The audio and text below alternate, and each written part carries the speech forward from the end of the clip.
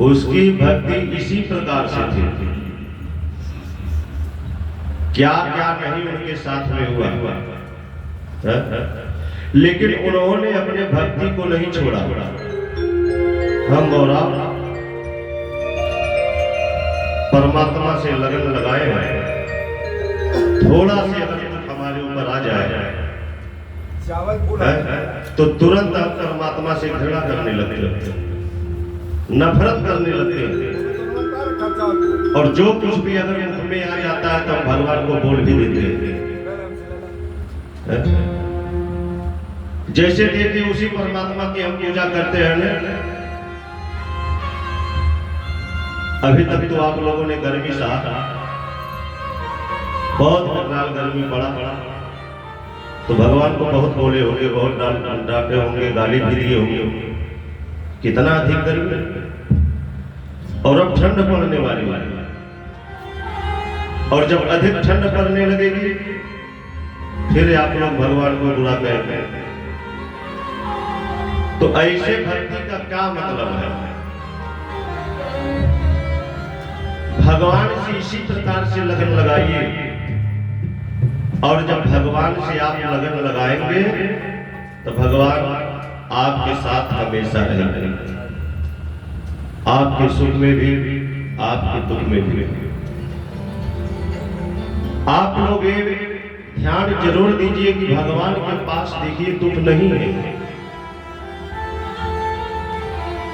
आखिर में आप लोगों ने ऐसा क्या भगवान का बिगाड़ा है कि भगवान आपको दुख देंगे? क्या कोई दुश्मनी है? कोई दुश्मनी नहीं है। दुख और सुख आप लोगों को पता होगा इनके बारे में।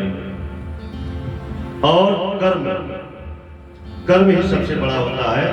हमारा कर्म जैसा रहेगा उसी का फल हमको मिलता है, और जब उसका फल हमको मिलता है तो हम परमात्मा को दोष देते हैं कि भगवान ने हमारे साथ गलत किया, भगवान ने हमारे साथ बुरा किया।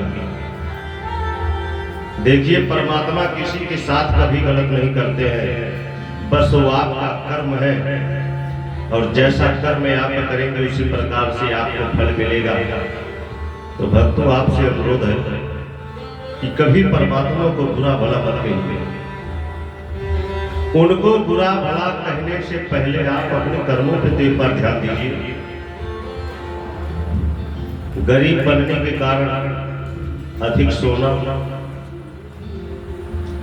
10 बजे तक अगर आप सोएंगे तो कितना अमीर हो जाएंगे, चाहे पुरुष हो या स्त्री हो। अगर प्रभु परमात्मा का ध्यान नहीं करेंगे, भगवान का पूजा अर्चना नहीं करेंगे, तो उस घर में तो दलितता और राक्षस भूत प्रेत ही सब तो प्रवेश करते हैं। लेकिन जिस घर में भगवान की पूजा हो, भगवान की आगे धूप दीप सुबह शाम चले, उस घर में जो है कोई भी बुरी शक्तियां प्रवेश नहीं करती, और भगवान की कृपा रहती है। आपका कर्म यह है, आप सिर्फ ध्यान इतना दीजिएगा, कोई या तो अपने घर में अधर्म को बिठाइए, या तो अपने घर में धर्म को बिठाइए। धर्म क्या है? परमात्मा की पूजा, सत्य के मार्ग पे चलना, गरीबों का सहायता करना, दीन दुखियों का मदद करना, यही धर्म होता है। अधर्म क्या होता है? किसी का धन दौलत हड़प लेना, किसी दूसरे का बुराई करना, ऐसे तमाम प्रकार के देखिए अधर्म, जीवों की हत्या करना। अगर घर में आप भगवान की प्रतिमा को रखते हैं तो आपको सारे अधर्म कार्य छोड़ना पड़ेगा, और उसमें सबसे पहले आता है जो हत्या। जो हम लोग मांस मदिरा का सेवन करते हैं, इनका तो त्याग करना पड़ेगा अगर घर में परमात्मा को बिठाना। प्रेत शक्ति और देव शक्ति जब आपस में टकराएगी तो क्या होगा? उसके बीच में जो पड़ेगा उसी का तो सर्वनाश होगा। एक तरफ अगर आप अपने घर में मांस लेकर आते हैं, किचन में भूना जाता है, उसका सुगंध से आपके देवी देवताओं के मंदिर तक जाएगा, भगवान रुष्ट होंगे, आपको श्राप देंगे, आपके बच्चों के साथ गलत कार्य होगा। तो ऐसा कार्य करने से बचिए। मैं बार बार ही समझाता हूँ, ये है ज्ञान यज्ञ। कथा तो लोग बहुत सुनते हैं, लेकिन अगर ज्ञान ना हो पाए तो फिर वह ज्ञान यज्ञ क्या है? आप जो यहाँ आइए, अगर सुन रहे हैं तो सब ज्ञान को ना लीजिए, केवल एक ज्ञान अपने हृदय में धारण कर लीजिए। यह भी एक ज्ञान है। और अगर आप लोग पढ़े हैं, लिखे हैं, शिक्षित हैं, तो हमारे बात को गहराई से सोचिए कि जिस घर में अगर परमात्मा रहेंगे, उनकी मूर्ति स्थापित रहेगी, उस घर में अगर घर का कोई भी सदस्य ला करके मांस अगर घर में बनाता है और उसका सुगंध अगर भगवान तक जाता है, तो आपके ऊपर क्या प्रभाव पड़ेगा? खुद विचार कर लीजिएगा। खुद पढ़े लिखे हैं, तो इसलिए अगर परमात्मा को घर में लाना है तो इनका त्याग कीजिए, और अगर इनको घर में लाना है तो परमात्मा का त्याग कीजिए। अगर दोनों को आपस में आप लड़ाएंगे तो उसमें जो लड़ाने वाले होगा उसी का विनाश होता है। एक पानी पे रही, हमारे कहने का मतलब है, ये बार बार एक ढोंग करने का क्या मतलब है? कुछ लोगों का विचार होता है, रविवार को मांस खाते हैं और सोमवार को कहते हैं भैया नहीं खाएंगे, भोले बाबा को जल देना। रविवार को शाम को खाए, सुबह जल दे दिए बाबा को, बाबा भी अपवित्र हो गए। उसके बाद कुछ खाने वाले कहते हैं कि मंगलवार को नहीं खाएंगे, बुधवार को खाते हैं, बृहस्पतिवार को नहीं खाएंगे, शुक्रवार को खाते हैं, शनिवार को नहीं खाएंगे, रविवार को खाते हैं। ये ढोंग क्यों चल रहा है? इसको चलाने से क्या मतलब है? कोई अर्थ निकलता है? अरे परमात्मा तो सब जान रहा है महाराज, वो हमें और आपको दुनिया को बनाया है, और जो दुनिया को बनाया है, हम मामूली से जीव उस परमात्मा को बेवकूफ बनाते हैं, जो हमारे हृदय में रहता है, जो हमें सब कुछ देखता है, दिखाता है। तो भगवान को बेवकूफ बनाने का काम सबसे पहले छोड़ दीजिए। अगर आपको प्रेत बनने का ही शौक है तो प्रेत बनिए, कोई रोकने टोकने नहीं आएगा। आराम से मांस मदिरा का सेवन कीजिए,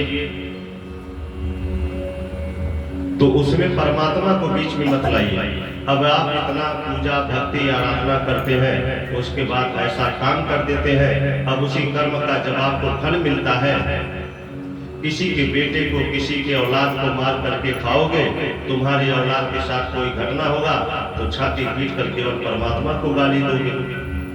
भगवान ने हमारे साथ ऐसे किया, भगवान ने हमारे साथ ऐसे किया। अभी तो मेरा बेटा जवान हुआ था, पढ़ा लिखा, और भगवान ने बीच में ही बुला लिया। तुमने भी तो, तुम्हारे भी तो कारण किसी की औलाद बीच में ही गया था। क्या उसने अपना पूरा उम्र जिया था? जहां प्राण है, जिस चीज में जीव है, उसे अगर काटोगे, उसे कुचलोगे तो दर्द होगा ना। तो उसी प्रकार से उनके ऊपर दया कीजिए, और दया करके अपने अच्छे कर्म पे चलिए, जिससे आपके बाल बच्चे परिवार सब अच्छे से रहे। रोग व्याध कष्ट दुख ये संकट क्यों आते हैं? क्योंकि हम असुरी स्वभाव के हो जाते हैं, और जहाँ प्रेत होते हैं, जहाँ राक्षस होते हैं, वहां पे इसी प्रकार से होता है। विचार कीजिए, जो धर्मात्मा अगर होगा, भगवान का सेवा भक्ति करता होगा और कभी मांस का सेवन नहीं करता होगा, मदिरा का, देखिए उसके घर में सुख शांति रहता है। भले वो गरीब हो, टाटी ही उसका घर हो, लेकिन शांति महसूस करता है। लेकिन जहाँ भगवान का सेवन होता है, उनके पास 1 करोड़ रुपए का धन हो, पर अलग अलग लोग लड़ते रहते हैं, झगड़ते रहते हैं, परेशानी रहता है, उन्हें शांति नहीं है। और कुछ भक्तों को तो रुपए चाहिए बहुत ज्यादा। जितना सुखी एक गरीब है, उतना करोड़पति अरबपति नहीं। दिन रात रुपया कमा रहे हैं, लेकिन उन्हें शांति नहीं है। हम और आप 10 घंटे तक सो जाते हैं, लेकिन उन्हें 4 घंटे 2 घंटे भी सोने का फुर्सत नहीं मिलता है। रात भर पैसे के लिए ड्यूटी करते रहते हैं। तो इसलिए सत्य के मार्ग पे आप लोग चलिए, ज्ञान की गंगा का यही कार्य है और ज्ञान गंगा यही हमें सिखाती है सही मार्ग पे चलने के लिए। हम इस मानव जीवन को अपने धन्य बनाए, हम और क्या करेंगे आखिर में। इतना सुंदर मानव का शरीर पा करके अगर हम धर्म ना कर पाए, दान पुण्य ना कर पाए, भागवत कथा के मार्ग पे ना चल पाए, तो इस तप को पाने का क्या मतलब है। जब माता के गर्भ में जीव होता है तो भगवान से विनती करता है कि प्रभु हमको इस नर्क से निकालिए, और भगवान कहते हैं कि बेटा मैं तुझे इस नर्क से निकाल दूंगा तो तू जब माया के संसार में जाएगा तो वहां मुझको भूल जाएगा। वह जीव माता के गर्भ में ही हाथ जोड़ करके परमात्मा से कहता है कि प्रभु चाहे कैसी ही विकराल माया आपकी क्यों ना हो पृथ्वी पर, लेकिन मैं आपको जाने के बाद भूलूंगा नहीं। और वही परमात्मा से विनती करते हैं, लेकिन यहाँ आने के बाद जो है वह क्या करते हैं कि प्रभु परमात्मा को भूल जाते हैं और काम धाम में लग जाते हैं। तो हमें और आपको ध्यान देना चाहिए अपने कर्म के ऊपर। एक मानव का कर्म धर्म जो होता है उसे हमें करना चाहिए। आप पूजा पाठ मत कीजिए, आप किसी मंदिर देवालय मत जाइए, बस लोगों का मदद करो, उनके दर्द को समझो, उनके दुख में सहायता करो, माता पिता गुरु का सेवा करो और सही मार्ग पे चलो, बस यही भक्ति है। और देश का ढोंग, देश का पाखंडवाद करके फैला करके, और हम जो हमारे मेन गुरु हैं, जो हमारे माता पिता हैं, जो हमें करना चाहिए वह हम ना करें तो फिर सब बेकार है। तो हमें प्रभु परमात्मा के द्वारा बनाए गए मानव जीवन के एक दूसरे का हेल्प करना चाहिए, मदद करना चाहिए जिस योग आप हो। लेकिन आजकल के युग देखा जाता है केहू के बुखार पकड़ ले ओकर परिवार वाले बेचारे परेशान हो, और जे बड़मनई बा रुपया बा या उनके साथी संगति जी भी रुपया बा दवाई करावे खातिर बेचारा पैसा मांगी तो पैसा ना मिले। लेकिन वही व्यक्ति से अगर कहीं हमें दारू पिए के बाद वह व्यक्ति तुरंत रुपया निकाल के दे और जान बचावे खातिर रुपया ना दे। तो यह संसार है और यह संसार की गति को देख करके हमको चलना चाहिए।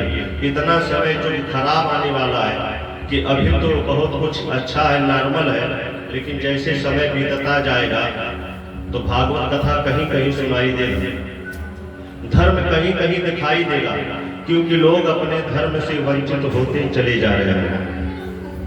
खाली पाखंडवाद चल रहा है बस। लड़का चंदन, गिरवावा गमछा और कुर्ता और पैजामा और बुलेट गाड़ी, ऊपर श्री राम के झंडा लगा के, परशुराम के झंडा लगा के, बस जय परशुराम, जय श्री राम, हम हिंदू हैं।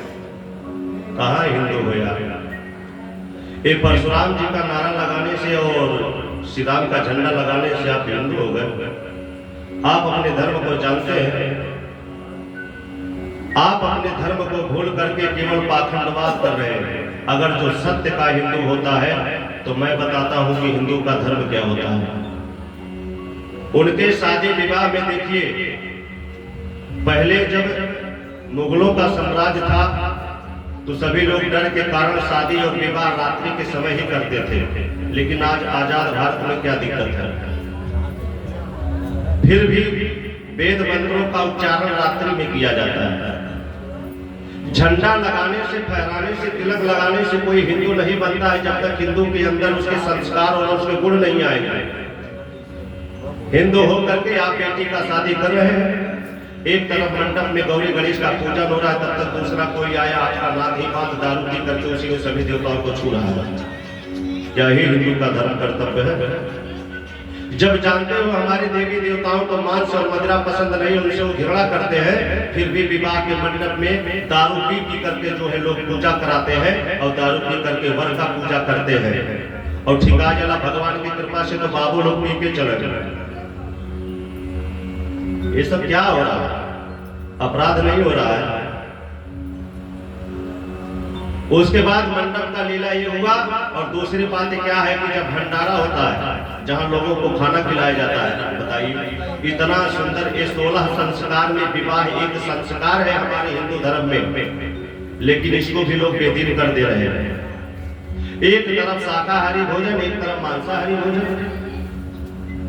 विवाह जैसा परम और पवित्र यज्ञ कोई नहीं होता हुआ है, एक यज्ञ होता है। और यज्ञ में कहीं आप लोगों ने सुना है कि मांसाहारी भोजन की व्यवस्था हो? यही हिंदू धर्म है।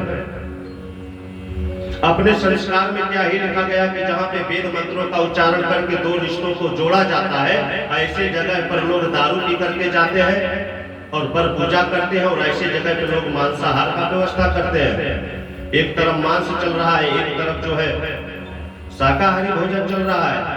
अरे तुम्हारे बेटी के विवाह में जिन जीवों की हत्या जाने गई है, वो कितना कल्प कल्प करके तुम्हारी बेटी, तुम्हारे घर वालों, नात बातों को श्राप दिए होंगे जी। तब जाकर के इतना श्राप आने के बाद तुम जो है उस रिश्ते को जोड़ रहे हो। क्या ही धर्म है? धर्म ये होता है कि अपने वैदिक नियमों का पालन करो, अपने हिंदू धर्म का पालन करो, अपने संस्कार से बाहर मत जाओ, तब आप हिंदू हैं। अन्यथा पाखंडवाद करने का कोई जरूरी नहीं है। झंडा लेने से कोई नहीं हो जाता है, झंडा लगाने से कोई नहीं बनता है। जब वह हिंदू बनता है तो अपने धर्म के अंदर में रह करके बनता है। और हमको अपने कन्या के विवाह में भूल करके भी मांसाहारी का व्यवस्था नहीं करना चाहिए, क्योंकि जो जीवें कटेंगे वह तो आपके कन्या, आपके वर और आपके बेटी, पुत्र, पिता, इन्हीं को तो श्राप देंगे। तो उस श्राप के कारण आपकी बेटी को दुख मिल सकता है, उसका घर गृहस्थी अच्छे से नहीं चल सकता है, और आपको भी कष्ट मिल सकता है। इसलिए भूल करके कभी भी जो है अपने संस्कारों में एक विवाह संस्कार होता है, उस संस्कार में, उस यज्ञ में जहां पे वेद मंत्रों का पाठन किया जाए, कभी भी मांसाहारी का व्यवस्था नहीं करना चाहिए, क्योंकि जो बेटी का विवाह आप लोग करते हैं यह एक यज्ञ होता है। और इस यज्ञ में हमें प्रभु परमात्मा का ध्यान करके शादी और विवाह कर्म क्रिया को करना चाहिए। हमारे जो धर्म है, हमें अपने सनातन धर्म को मानना चाहिए। इधर उधर आप नाजायज रुपए खर्च करते हैं, लेकिन जो है प्रभु परमात्मा के श्री चरणों में 10 रुपए, 20 रुपए, 50 रुपए आपके पास नहीं रह जाता है कि आप भगवान को अर्पण करें। और अगर आप टेस्टर दीजिए, कहीं इधर उधर के पार्टी रहे तो तमाम रुपया निकली थैली नहीं से, और लगे ना रहे तो कर्जा ले वहां न चलिए अपने नहीं है। और जहां तुम्हार धर्म जौन हिंदू के कर्तव्य की अपने सनातन धर्म की रक्षा करे, तहां उनके देश के लोभ चाप देते हैं। और लोभ जब चाप देता है, जब उसी आरती में आते हैं तो आरती आकर के बड़े प्रेम से गाते हैं और गाने का अर्थ नहीं समझते हैं। भगवान से छल और कपट होता, नाजायज जगह पे 10-10 लाख रुपया, 20-20 लाख रुपया चली जात बा, वहां तकलीफ ना होत बा। लेकिन अगर भगवान के रुपया चढ़त बा तो वहां बड़ा आत्मा खुश रही, बड़ा दुखी रही है कि आज भगवान के चढ़ा देली। और 50 जनी से जब तक कही है ना, तब तक उनके जोनबा खलबली मचल रही। और आरती में सब लोग बड़े प्रेम से गाते हैं, हर तन मन धन सब कुछ है तेरा, हर तन मन धन सब कुछ है तेरा, तेरा तुझे अर्पण, तेरा तुझे समर्पण, क्या लागे मेरा। ओ